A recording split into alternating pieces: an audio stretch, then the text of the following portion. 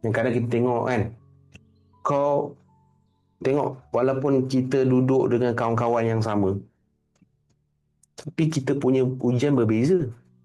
Sebab Allah bagi luka tu custom, sesuai dengan kita. Allah tak bagi sama. Walaupun kadang-kadang tajuknya sama. Kau diuji dengan suami, aku pun diuji dengan suami. Nampak tak? Tajuknya sama, tapi lukanya berbeza. Kan?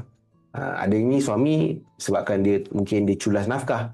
Ada ini suami diuji dengan suami juga, tapi mungkin suami yang pukul dia. Ini suami mungkin dia maki hamun. Tapi tuan-tuan kena ingat, agama bukan agama yang mengajar kita hadap kena pukul, pukullah. Kan? Kena sepak, sepaklah. Kalau kita kena hina, hinalah. Agama ajar kita take action. Maksudnya ada sesuatu yang kita kena buat.